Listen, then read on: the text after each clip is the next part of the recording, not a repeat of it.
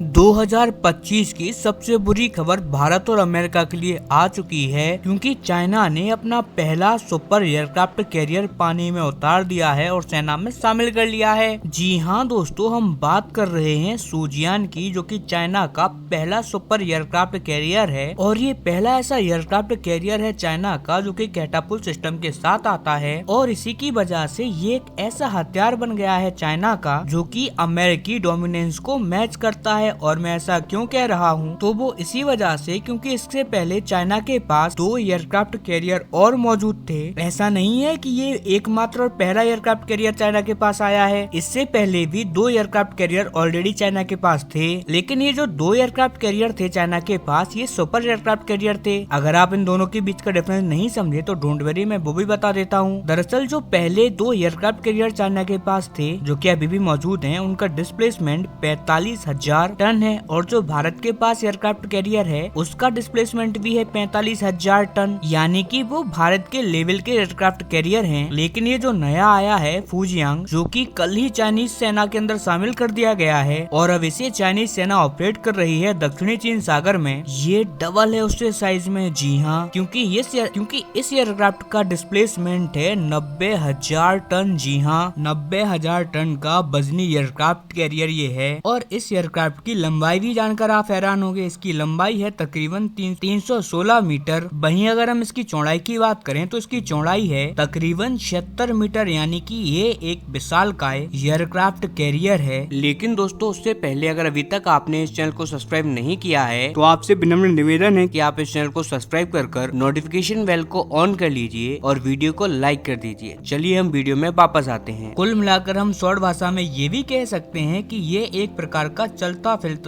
फिरता छोटा सा शहर है। इसके अलावा ये पहला सुपर कैरियर है चाइना का, क्योंकि एक तो ये साइज में बड़ा है और दूसरी बड़ी बात कि ये आता है कैटापुल्ट सिस्टम के साथ। जो लोग नहीं जानते कि आखिरकार कैटापुल्ट सिस्टम क्या होता है, तो आप देखिए, एक एयरक्राफ्ट कैरियर में मेनली 2 टाइप होते हैं। पहला एयरक्राफ्ट कैरियर तो वो होता है जो कि आपको आगे से थोड़ा सा उठा हुआ दिखाई देगा, और ये इसी वजह से होता है कि जब भी लड़ाकू विमान एक एयरक्राफ्ट कैरियर से उड़ान भरे तो उसे लिफ्ट मिल पाए। ये नॉर्मल प्रकार के छोटे एयरक्राफ्ट कैरियर होते हैं जो कि भारत के पास भी है और चाइना के पास भी है। लेकिन अब जो नए एयरक्राफ्ट कैरियर हैं उन्हें कहा जाता है सुपर कैरियर, और उसमें बिल्कुल एकदम फ्लैट सरफेस होती है ऊपर से, आपको वो उठा हुआ देखने को नहीं मिलेगा। और वो इसीलिए क्योंकि इसके अंदर होता है कैटापुल्ट सिस्टम, यानी कि इसके अंदर एक ऐसा इलेक्ट्रोमैग्नेटिक सिस्टम होता है जो कि लड़ाकू विमान जब भी इससे उड़ान भरेगा तो उसे इतनी रफ्तार प्रोवाइड करवा देता है कि वो बहुत ही आसानी से उड़ान भर सकता है। एयरक्राफ्ट कैरियर में आपको कोई ऐसा चेंज नहीं करना पड़ेगा, ना ही आपको कोई लिफ्ट सिस्टम लगाने की आवश्यकता है, आपको कुछ भी नहीं करना। और ये बहुत ही ज्यादा एडवांस होते हैं, इसी वजह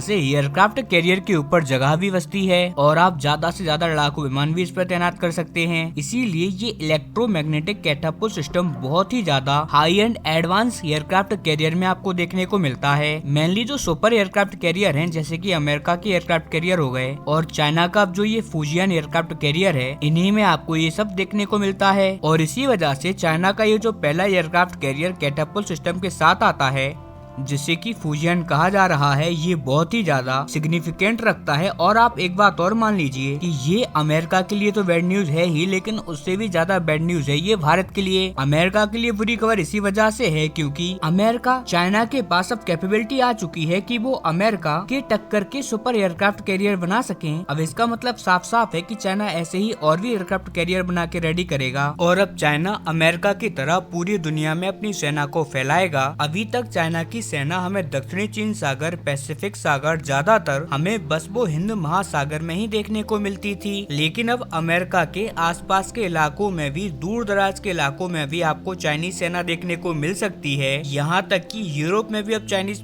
सेना पहुँच सकती है। अब ये कैपेबिलिटी उनके पास आ चुकी है, इसीलिए ये अमेरिका के लिए एक बुरी खबर है। और भारत के लिए क्यों है ये बुरी खबर? तो भारत के लिए ये बुरी खबर इसीलिए है क्योंकि एक एयरक्राफ्ट कैरियर बल्कि होता है कहीं पर अपनी डोमिनेंस कायम करने के लिए। इस एयरक्राफ्ट से सुनिश्चित किया जाता है कि आपकी नौसेना दूसरे देश के इलाके में जाकर अपना मजबूत झंडा गाड़ सके, वहाँ पर जाकर उस देश को डरा सके और अपने दुश्मन देश के इलाके में घुसकर एक प्रॉपर मिलिट्री कार्यवाही भी कर सके। इसीलिए फुजियान का बनना भारत के लिए अमेरिका से भी ज्यादा खतरनाक बात है, क्योंकि चाइना के पास अब कुल मिलाकर 3 एयरक्राफ्ट कैरियर हो गए हैं, जिनमें से 2 निश्चित तौर पर दक्षिणी चीन सागर में तैनात होंगे और एक हमें मिलेगा रेगुलरली हिंद महासागर में तैनात। कुल मिलाकर यहाँ पर भारत के लिए टेंशन बहुत ज्यादा बढ़ने वाली है और टेंशन हमारे लिए और भी ज्यादा उस टाइम पर बढ़ेगी जब फुजियान हिंद महासागर में आएगा और उस टाइम पर हम आखिरकार इसे चैलेंज कैसे करेंगे, क्योंकि हमारे पास इस साइज का एयरक्राफ्ट कैरियर तो है ही नहीं। नो डाउट हमारे पास विक्रांत जरूर है, नया है, एकदम मॉडर्न है, लेकिन आप